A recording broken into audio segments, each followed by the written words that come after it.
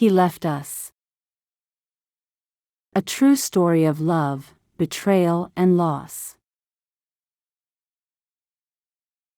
They met in college, and it was love at first sight for Aaron, a fitness fanatic, and Emma, a lively exercise and fitness instructor, but they each had serious majors in their respective fields. After completing community college, Emma and Aaron got married young. In the South, young people got married out of high school, but after a couple of years of college, both of their parents were in agreement. Emma met Aaron in college. It was love at first sight. Aaron had dreams of a bright future, and Emma was so in love with him that his dreams and her dreams became their dreams.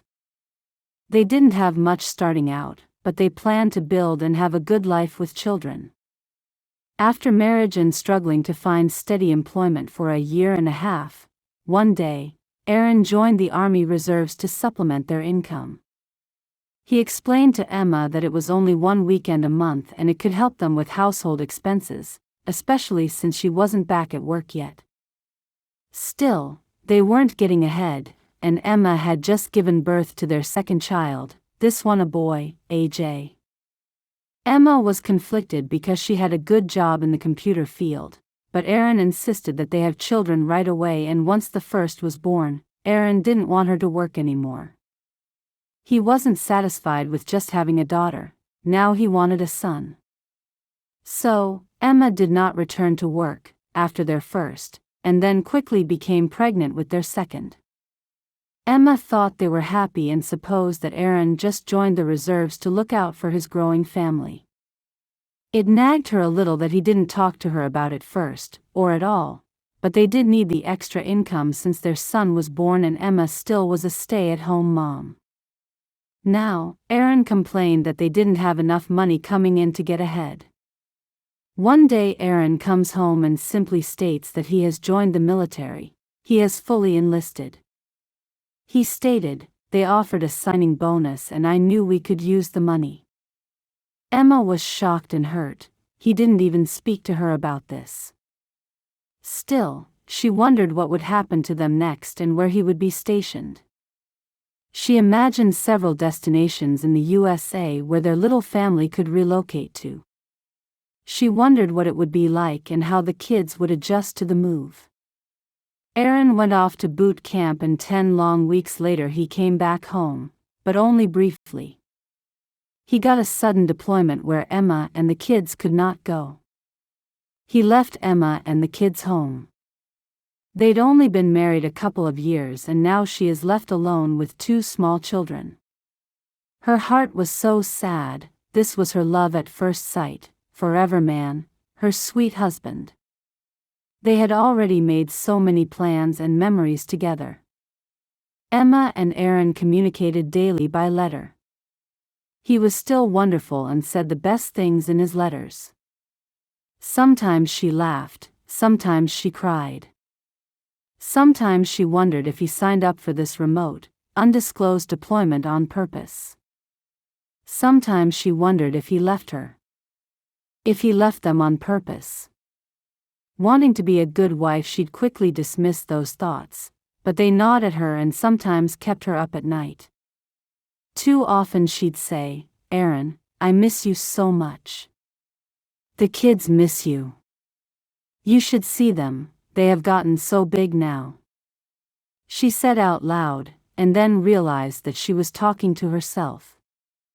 Again. "Oh Lord," she prayed aloud. "Keep me in my right mind. Amen." It seemed like a decade, but finally it had been 2 years. Oddly, even though Emma knew his deployment was 2 years, Aaron never furloughed, not even once. He was gone for the entire 2 years. He also had never said a word about his return. He couldn't even get or make phone calls where he was, so they didn't hear his voice for a solid 2 years. When Emma asked him, but only by letter, where he was, and when was he coming home, he never answered either question. "Aaron, when are you coming home?" she would write in every letter. "When will this secret deployment be over? We can all be together where you'll be stationed next, right? The kids. The kids and I miss you so much. Maybe, she thought, he will just come home one day and surprise us. She half smiled, imagining that, knowing that her kids would be so happy when they were all reunited. The 2 long years passed so slowly. Emma raised the children alone, writing letters, holding on to love. 2 years later, Aaron did take a military flight to come back to the States. Through a military wife friend, in her same situation, Emma had gotten word that his plane would be landing on a certain Tuesday. Finally, she and Aaron and their family could be reunited. Why hadn't he told her? She wondered. Maybe his letter didn't reach her. She took the kids out of school that day, bundled them up because it was a little chilly, and they went to the airport and waited with the other military wives and families. They waited all day, watching other families in tearful and joyful reunion. But Aaron didn't get off that plane. Oh my God, she felt like she had been stabbed in the heart. Is he alive? Where's Aaron? She was morbidly afraid that he would be carried off the plane in a box with a flag draped over it. Oh God, she prayed. Don't let that be. And don't let the children see such a thing. Emma became nearly frantic with imaginations and what-ifs, but soon realized she couldn't behave this way in front of her kids. She forced herself to settle down. Hours later, when nearly everyone had paired up again with their families and left the tarmac, she asked a man in a uniform who had a clipboard and seemed to be in charge. Is that everyone? From the plane, she finished, remembering that she really did know how to speak. Yes. Is there another plane? No.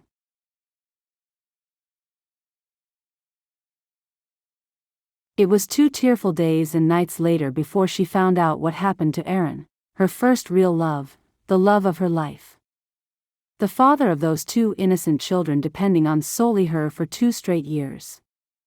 Well, except for occasional money and the letters from Aaron, they had been left all alone. Now he was really gone. She could start the morning all over again. He left us, she repeated over in her mind, and sometimes in an evil whisper that she didn't even want to hear, much less say, but she kept saying it. When Aaron returned, she rehearsed in her mind again, still in disbelief. He didn't come home. Instead, he called her 3 days later, and the voice she had been waiting for 2 years to hear again said a most hateful thing: I went to Louisiana to be with my new fiancée. His enlistment was over because he chose not to re-enlist. When he came back stateside, he didn't come back to Emma and his young family. He went to another state with another woman and married her. Aaron, are you serious? Yes, Emma. It wasn't working between us anymore. You weren't here, Aaron, so how could it be working? No, I said you weren't working, you weren't pulling your end of the relationship. Aaron, you told me to stop working. I had 2 children for you. Aaron. Well, you know, he said, I met Cicely and she's Creole, and you know how I like Creole everything. What? Exclaimed Emma. What are you talking about? You've already got a wife, me, and 2 children. No, Emma. I divorced you, you are not my wife anymore. Emma was shocked. Heartbroken. But she knew she couldn't make a man love her. She only cried that night in her bedroom, in private. She made herself believe that she was crying for her children and not for herself. After that last night of tears and sobs, she vowed never to cry about Aaron again. She rehearsed their story in her mind. From college sweethearts, they had gotten married so young, full of hope and dreams. Soon after, Emma became a mom to 2 beautiful children. But Aaron said he was called to serve. He married someone else. Left his young family behind. This is the kind of news that would break a person. This kind of news could break a college sweetheart, a young, devoted wife, a young, overworked, overwhelmed mother. Emma grieved, but she didn't break. She became everything for her kids. Strong. Independent. Whole. He left us, she'd say, but we shall rise.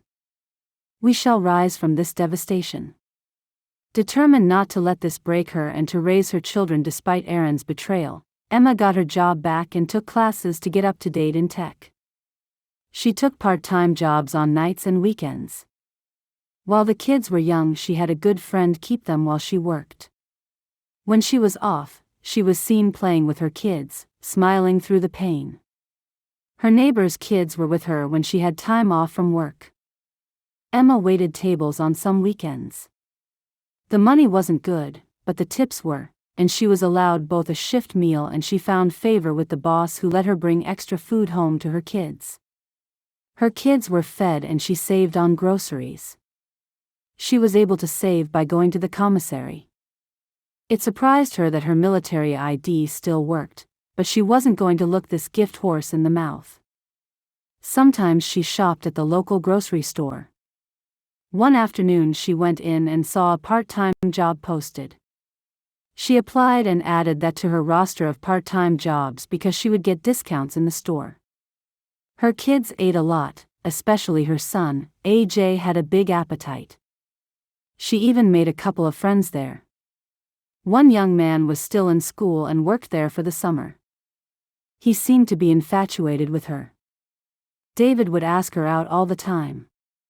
She said, "David, you are too young for me, plus I have 2 kids." So. Age is just a number, they said in unison and laughed. What a cute boy, she thought to herself, but he really was too young for her. After summer, David joined the military. Typical David, as he was leaving work that day after they all had enjoyed cake and punch, he said to Emma, "I'm joining the military. I know you think I'm too young, but I'm not. Emma, when I come back, will you go out with me?" Emma threw her head back, wondering if this boy ever gave up. But he'd probably be back in 2 years, so she had 2 years to think about his asking her on a date while fully expecting him to forget all about the question, and her. After all, her real husband couldn't seem to remember his way back home and back to his family. Without knowing what happened between Emma and Aaron, because she was not one to blab her life story to people, David said, "Emma, I am coming back, and I will call you when I get back." She smiled to herself, but felt deep inside that he was telling the truth. But she didn't know how she felt about that. Story of her life: why do the men leave? And what's with this military thing? Seems men made something of themselves from this town by joining the military. In her heart, she wished him luck. No way she was going to date him and write letters and miss him and hope for him to return. She promised herself that she was not going through that again. She wished him well on his last day of working with her. Emma kept working all those jobs. Tending to her own kids, reading bedtime stories and helping them with homework as they got older. The years went by. She did keep the jobs, but the kids developed very good study habits and would do their homework before she got home on late evenings, exhausted. As far as all her jobs were concerned, she was happiest teaching exercise classes. Staying healthy and in shape was a focus for her. Emma got attention from men. It's like they were coming out of the woodwork. Most often she dismissed them or not even give them her phone number, saying she wasn't interested. Nothing personal, I just don't have time. Her focus was her kids and earning enough to take care of them. Plus, if she remarried, Aaron would be off the hook for the tiny bit of child support he did send. She doesn't know why, but she didn't want to take him to court for formal child support, thinking this might drive a wedge between them in case he left Louisiana and came back home. Still, she wasn't punishing Aaron, but she didn't think she was ready to let him off the hook. Not yet, anyway. Emma also was very careful with what men she let around her young kids. No way. Not now. She stayed focused on her children and put even more focus on God and prayers. Missed calls and rejection. Once Aaron is back stateside, his children reach out to him from time to time, but his new wife, Cicely, answers the phone and interferes with them from speaking to their father. She says now that they have a daughter together and she doesn't think that Aaron has any child support to send to them. She will, without warning, abruptly hang up the phone. On one side, Emma's children are sitting by a phone with hopeful expressions. They just wanted to hear his voice, Emma repeated to Cicely, insisting. The kids are nearly begging, but she is cold-hearted. They just wanted to hear his voice, Emma repeated to Cicely, nearly begging. Well, he's not here, and I don't know when he will be back. Cicely hung up the phone. Would this be their new reality? Aaron, with his new wife and their baby daughter, are out enjoying a sunny day in the yard. They are happy and relaxed. He used his VA benefits to buy this spacious house for his new family while his first family were still living in a cramped low-income apartment because that is all they could afford. He had a new family. But Emma never stopped fighting for hers. Emma worked 3 jobs. She never gave up. Not to pay Aaron back but to provide a decent life for her children. One of the hallmarks for Emma was her children's graduations from middle school. They made it. She made it. A few more years of high school. After that, Emma was determined to send her kids to college. The kids grow up, go to college and get good careers and jobs. Aaron is still with his second family. At their college graduation ceremony, Emma, a bit older now, stands teary-eyed and proud as her children walk across the stage in caps and gowns. Aaron never knew when his first daughter got married and had children. They felt he didn't like them. He probably didn't like children. His only son got married and had children. Aaron had grandchildren by now, but did he know it? Because of her sacrifices, they built lives. Emma never imagined that bright sunny day in college when she met Aaron that he would cause her to sacrifice all her young life so he could do exactly what he wanted to do. Still, she had her children. Even though it was hard, they had succeeded, so there was no room for bitterness. Emma had learned to lean on the Lord completely. She raised them alone. Not only did they not have their father's presence, they didn't even have his voice. But they were never without love, Emma made sure of that. Emma is a Christian and she has gotten marriage proposals from at least one very serious man, but she feels that she can't get married, something is holding her back. She is over Aaron, she thinks. A kind, warm man takes Emma out for coffee after church. He looks sincere. Her smile is kind, but she is unsure. She does not have a release in her spirit to move forward into marriage with him. He wants to build a future. But something holds her back. Emma is sitting alone on a church pew in soft morning light, basking in the glow of the Lord. The Bible is open in her lap. Her face shows peace mixed with conflict. She can hear the voice of God. She can hear the voice of her Heavenly Father, which gives her strength and guidance and peace. Why? She prayed, can't my children even hear the voice of their natural father? Emma found strength in faith, but some wounds run deep. Emma is in a favorite cafe having a decaf with her signature honey as her children speak, indicating why they've invited her here. Mom, you've raised us. We are grown and even married now. Why don't you get married? Remarried? Who would I marry? It's not like you don't have suitors. How do you know? Mom, we have eyes. I just don't think I should marry anyone right now. I don't know why, I just shouldn't. She feels in her spirit that God is saying, no. Stay single. Later in quiet reflection, Emma comments to herself that she's over Aaron. Well, she thinks she is. Meanwhile in Louisiana, Aaron, who looks older than he is, sits watching TV in a dimly lit living room. His Creole daughter is a teen, and is always on her cell phone, but his own cell phone shows no messages from his first 2 kids. Aaron, in trying to grab everything, he missed everything. Some weeks later, Emma is standing in her kitchen, her 2 kids are there with her. She becomes frozen mid-motion as she receives a phone call. She quickly finds the nearest chair and sits in it. Her expression is a quiet mix of shock and composure. Aaron is gone. What do you mean, gone? Mom? Mom. Oh children, I'm so sorry, your father has died. Who was that calling? Was it Cicely? Her daughter hated saying that woman's name. No, it was a lawyer's office. If they hadn't called, would anyone have told us that, Dad? AJ choked back tears. When did he pass? Asked Reese. Emma answered another question completely. They want to make sure we are present the day after the funeral in the lawyer's office for the reading of the will. I suppose your dad left you kids something. Well, she mumbled, he should have left you something. Emma and Aaron's kids didn't know how to process this. They thought they should have some emotions, but weren't sure of what to feel for a man who left them when they were toddlers, ran off with some other woman and was never available for them, not even for a phone call.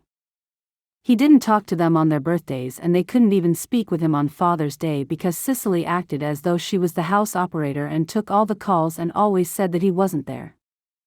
Well, does he have a cell phone? They'd ask. The answer was always no, we can't afford a cell phone. But Cicely was lying as she always did. For the sake of closure, grief, and decency, Emma graciously chooses to attend Aaron's funeral to pay her respects in her own grief and for closure and to support her children in their grief. She went for peace, but peace is the opposite of what waited for them there. To journey to Louisiana, Emma and her 2 adult children took the train. They went because he was their father. She went because forgiveness lives in her heart. At a small church in Louisiana, Emma and her grown children, Reese and AJ, see Aaron's second wife and daughter at the casket. It is dramatic and looks like a show. They didn't come for the show.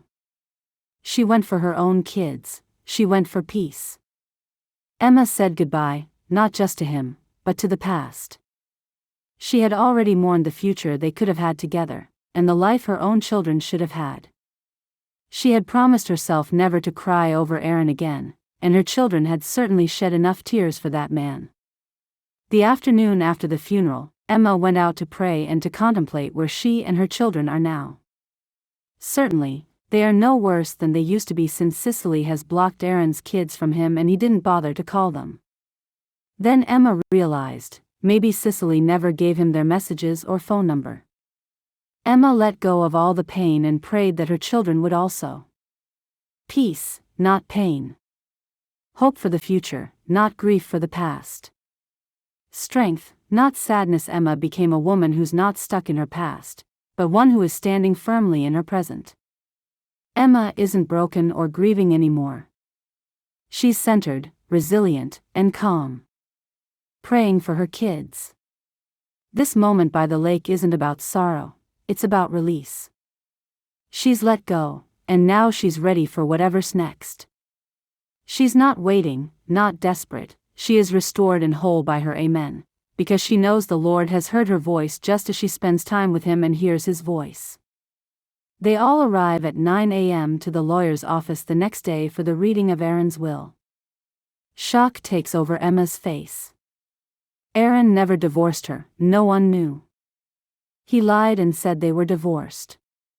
Emma gets half of everything, and his children split the other half, sharing it evenly with their sibling from the bigamist marriage. Cicely gets nothing. Mean Cicely, Aaron's second wife, is in the background, as angry as a bag of cats.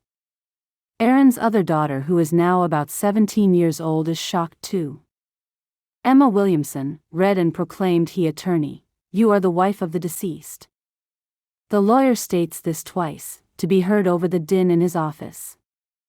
Ex-wife, Emma corrects him. No, wife. No, he divorced me when he got back from overseas. No ma'am, he never divorced you. What? He said he did, he remarried. He never divorced you. He bought the house here in this township with VA benefits, and it is deeded only in his name, so this house is half yours. His Army life insurance is half yours and everything else he owns, as well your children will receive half to be split 3 ways with his natural children. What about me? Interjected Cicely. What about you? Asked the lawyer, who was tired of this woman's interruptions. Who are you? I'm his wife, fake tears rolling. No ma'am, Emma is his wife. Your so-called marriage to Aaron Williamson is not valid. It was never valid. You are a liar. We've been together for 20 years. Ma'am, calm down or I will have you escorted out of these proceedings. And why are you here, anyway? My child is a minor, which is why I'm here. Okay, then sit down and settle down. So, continued the attorney, Emma Williamson gets half of everything and his children split the other half evenly with the new daughter from the bigamist marriage. Emma's children are livid. This woman who is not even his wife kept us from our father all these years? Our entire childhood? Emma reached to each of her children just to touch them, to calm them down. Why did you do it? Screamed AJ at Cicely. Coolly and cruelly she said, because I could. And smirked an evil smile. Somehow they made it through the reading of that will and then asked the lawyer to help them liquidate the property so they could go on with their lives. Emma had to come to terms with the fact that Cicely stole the marriage she should have had with Aaron. But Aaron let her, so she can't blame only Cicely. Emma realizes she didn't have a marriage contract with Cicely, it was with Aaron. And she stole the father that her 2 children should have had. A case of exchanged identity. Aaron, she mumbled to herself, you should have protected our marriage and our family. That is what men are supposed to do. Emma whispered a breath prayer and then let it all go. They gathered their things and left the office for the train station to go back home. They came back better than they went. Emma is now 45. Faithful, free, and fabulous. Maybe now, she's ready. Emma had received several marriage proposals over the years, but she had always struggled to move forward emotionally, something always held her back. And now she sees that it was because she was not divorced. If she had married anyone, like her late husband, Aaron did, she too would have been a bigamist, and that is illegal. But now it's Emma's turn. She uses some of the proceeds from her inheritance to take online college classes and earns a master's degree in her field. She was amazed to get a 6-figure job, with great benefits. The company wanted her to start the day after graduation. She heard God say, "You're moving." She prepared herself to move from the small apartment where she had raised her kids. And moving she did. Emma is cutting the ribbon to her new home that she bought with the rest of the proceeds of Aaron's estate and securely continuing to save from the income she was earning. She'd never had her own house before. They'd always had to live in a small apartment, it was all they could afford. This is redemption. This is the house that Cicely stole from Emma's children, as well she stole their father, Aaron. Not in pettiness or bitterness but for the sake of efficacy, Emma had liquidated all of Aaron's holdings in Louisiana and put the cash in her bank account. Her 2 children had their own inheritances from their dad's estate. They may have been denied a lot of things over the years, including finances, child support and love, but God knows how to get from a man what he should have given freely, even if he has to turn that man upside down and shake him until everything comes out of his pockets. Things were looking up.